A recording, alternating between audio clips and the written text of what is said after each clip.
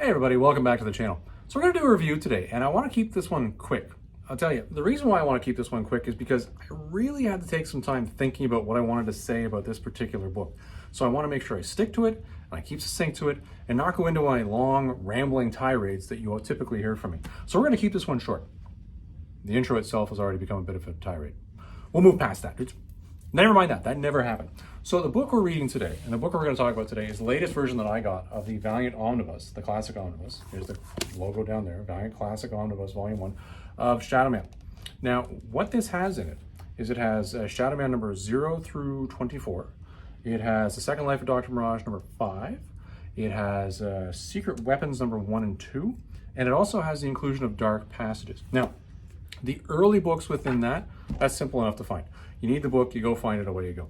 Dark Passages is one some of you may not know. Now, if my memory serves correct, and I'm pretty sure it does, Dark Passages was the insert book that got stuck inside the original Shadowman trade paperback that was put out by Valiant way back in the early 90s. Now, it's not that hard to find.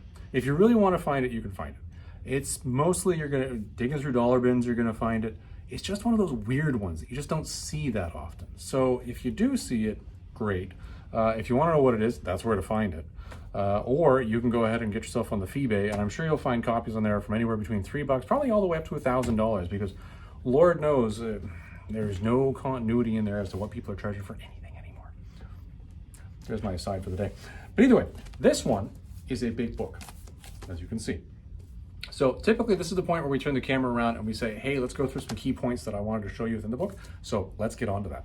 Okay, well, let's get into this thing here, shall we? All right, so here's our book. Bingo. Bingo, bango, bongo. So you can see I've got a bunch of Post-it notes over on the side here, and this really gets to some of the key points that I want to talk about in this.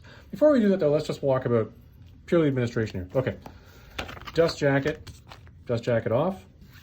Nice logo. Nice. This, I got to tell you, as far as production of trade paperbacks and hardcovers go with Valiant, I am really impressed with what they're spitting out here. This is some solid work, and I like it. I've liked every single one they've done so far. It hasn't been made to feel cheap for me. It feels like it's a good binding job. I'm quite happy with it. The thing with me is I don't like dust jackets. I really don't. To me, these are a pain in the butt.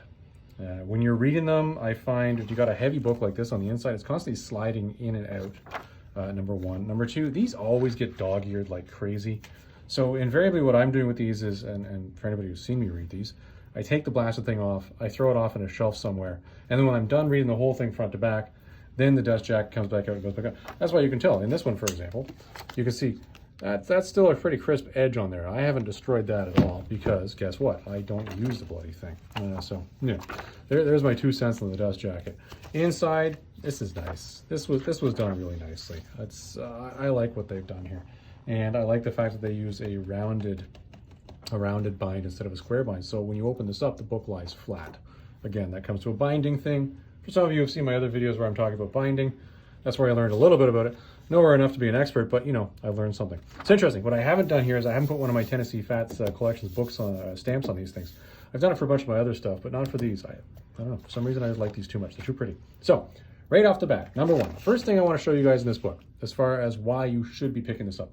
If you're a Valiant fan, and this is a real thing, if you're a Valiant fan, one of the things that you are going to remember is that the first appearance of Shadowman was in an Exo Man of War issue.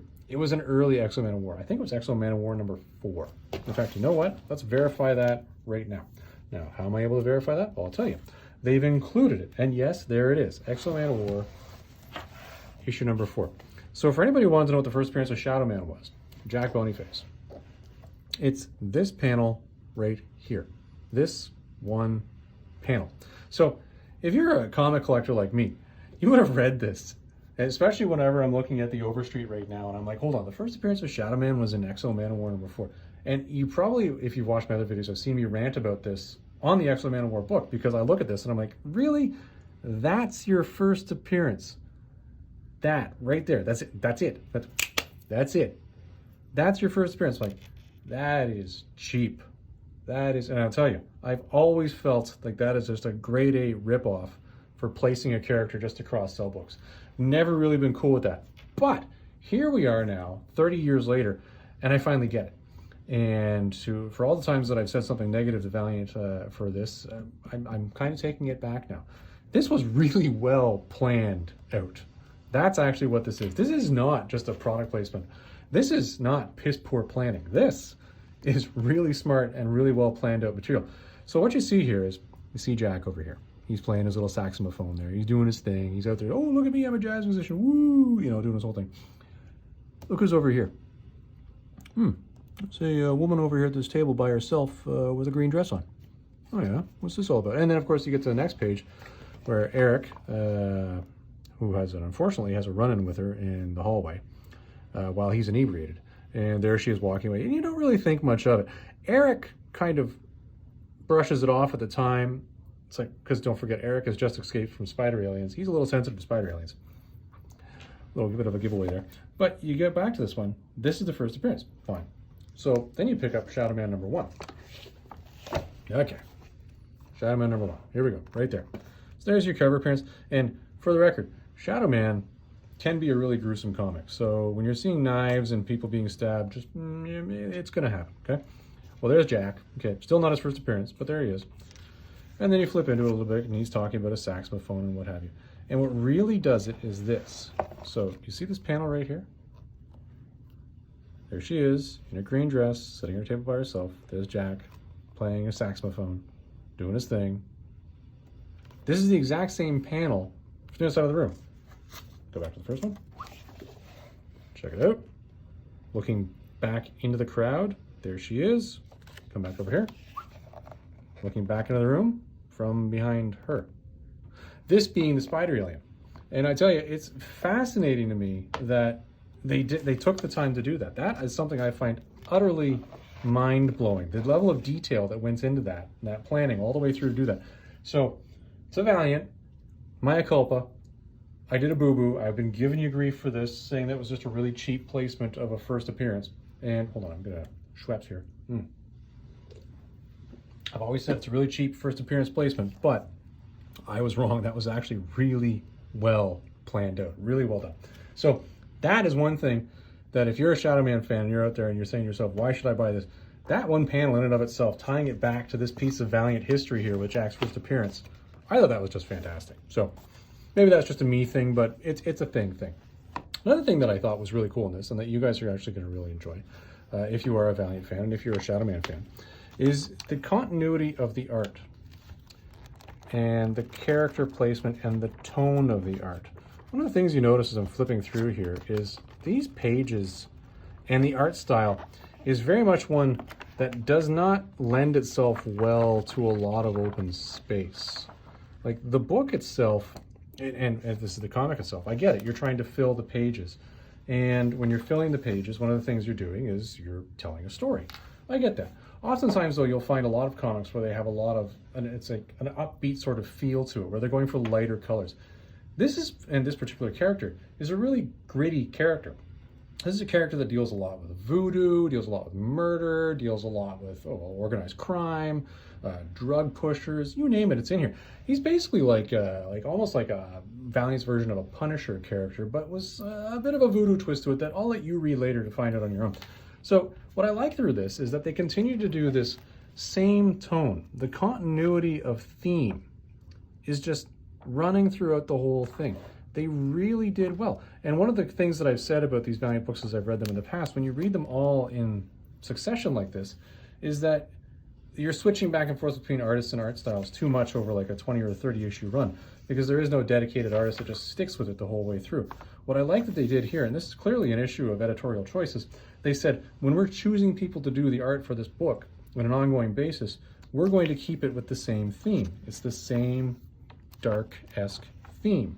It's the same shadow-filled rooms. It's the only time you see it lighten up is when suddenly a character, like as you see here, Second Life of Dr. Mirage comes in. You're like, huh, it really does make a difference. And now you're back to a regular Shadowman issue, and look at the theming again. You're getting into this page filled with sort of dark themed colors, and it carries. So I will give Valiant credit for that. That was really, really well done. And to that point, let me show you this little tickety-boo right here. This is Shadowman number 6. There's your cover, there's your inside story. Now, this is when it's coming out of the Unity story, okay? So, is it a bit of a spoiler? Well, it could be a bit of a spoiler if you haven't read the Unity story and what happened afterwards. Effectively, Jack finds himself booted out of the timeless land where Unity occurred, and the love of his life is not with him anymore. He's a little upset about that, and he spends his time trying to find out where she is. Literally, for the rest of the whole story, you'll find that it only very late in it reconciles to the point where Jack actually comes to peace with this. But what's amazing about this particular story, and I point to this one, is number 6, is this is a Steve Ditko book. Now, let's let that sink in for a second there. Steve Ditko did this. Penciled by Steve Ditko. Steve Ditko, damn. Guy has skills and serious cred. So for him to come in and Steve Ditko being the person that he is that I've read enough about, for him to follow this sort of, okay, we're going for a darker theme, you're going to have shadows, you're going to have this and that, the other thing, little shadows in here. Wow, like that really impressed me. This particular book here, number 6, is one where when I was reading this, after I finished the story, now I've already read this original comic years ago, but as I finished this and read it, I went back and reread it, this time taking the time to look at the art and look for those telltale Steve Ditko pieces that were within it, which I really enjoyed. So another reason why we're going to pick this up, if you're a Steve Ditko fan, this one issue in and of itself, oh yeah. Now, another thing here. Now, for those of you who are wondering, and this comes to the Unity thing. I don't know how many of you know what Unity is, or how it came about, or what the story was. But there are 2 chapters of the Unity overall story, which I think is, what, 18 chapters or something? Wherein you have Shadowman in it. Effectively, everybody in the Valiant universe is fighting this lady right here, the Mother God. You know, and in all honesty, Solar, Man of the Atom, really screwed this up. This was entirely his fault. So, I'm just going to throw that out there. Moot point for today. So, everybody's fighting this woman here who's become a little unhinged, and her crazy son, who's also quite unhinged, in this timeless land. Well, Shadowman has nothing to do with the rest of the superheroes for the majority of his entire career. What's fascinating about it is that Shadowman comes wandering into this one on the wrong side of the fight. He finds himself wandering into this because his voodoo friends have told him, no, you need to go through time and go through here. He's fighting dinosaurs. He's a little freaked out about that. Finds himself in a scenario where, quite frankly, but Solar Man of the Atom is really owning the situation. And he comes in and attacks Solar Man of the Atom thinking that he's the aggressor, which in this case he actually was. Interesting to see that from the point of view, because when you're reading a Shadowman story all the way through, you're like, actually, yeah, Solar Man of the Atom was being kind of a dick on that. Yeah, I can see your take on that. And it's interesting that the Mother God takes care of Solar Man of the Atom, not Solar Man, Shadowman. Shadowman then turns around and stays there for 6 months, falls in love with Elia, is this woman's name, and later on loses her. But what's interesting at this is, because you're reading this, and it's just Shadowman from beginning to end of this story, and you're not reading the rest of the Unity story, you actually get more of a sense of what Shadowman's take on this whole Unity thing was. I can tell you, when I read that years ago, I looked at the whole Unity story saying, why is he being such a dick? And then it occurred to me, oh, he kind of wasn't being a dick. So, cool point. Now, the last reason, and this is the other cool thing, and this is what drove me through this book so quickly, was the last reason you're going to want to pick this up is right back here. What Valiant has done really well here is they've broken the book up into sections. And when they break them up into sections, they're like, okay, well, this is the whole formation period. Well, you can see over here it says time sliding. One of the things you find in reading these stories is they go really fast. The story goes really, really fast from beginning to end. From the time where he supposedly becomes Shadowman because he's attacked by a spider alien, to the time where you find out, well, actually that's more of a voodoo thing. And then you're still kind of trying to piece it together, because one of the things that the Valiant didn't do back then was they didn't spend a lot of time with the Shadowman being introspective. He wasn't spending a lot of time trying to figure out who he was or why he was. So what's interesting is when you have this, it hooks you at the beginning in the way that you're thinking, oh, what's going on here? And you always have that little bug in the back of your head where you're saying, well, hold on, I want to figure out more about this particular aspect of this. Why did they make him a voodoo guy? What's the story about it? Why did they make him basically an enforcer for them?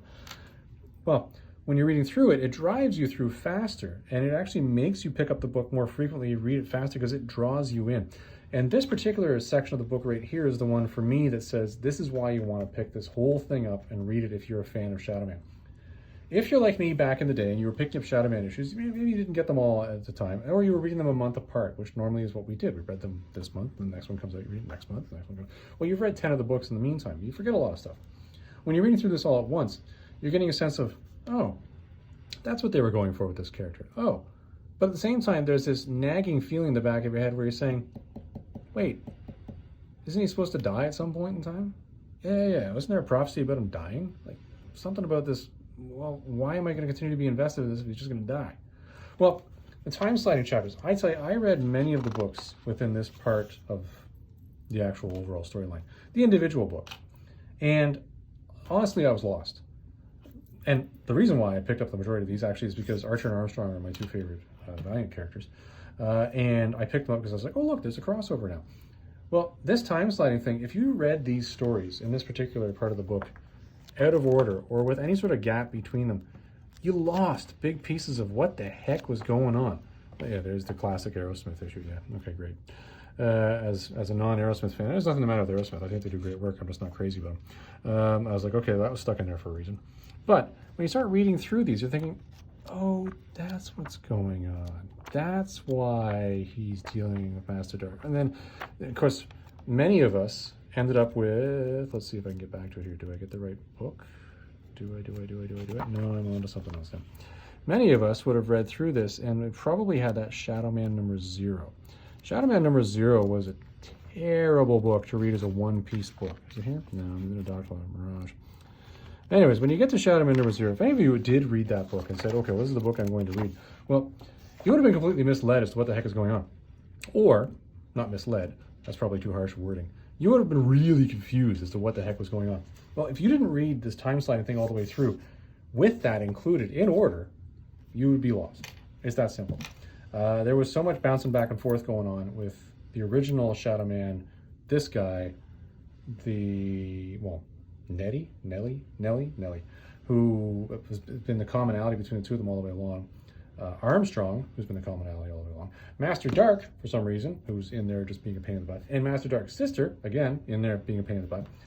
You need this. If you didn't have this whole thing, as one continuous read all the way through, you really would have been lost on it. So my 2 points to Valiant on that one, that was really well done. And I think that's the kicker right there as to why you probably want to read this whole thing and buy this and go from front to back. It's very much to read this time sliding thing. Now, if you happen to have all the issues of the time sliding thing and this last chapter here where he's really getting a sense of who he is, and you have them individually, read them individually if that's what your preference is. I found this to be a lot better because you were reading the story from the beginning all the way to the end. And suddenly at the end you went, oh, that's why it makes sense.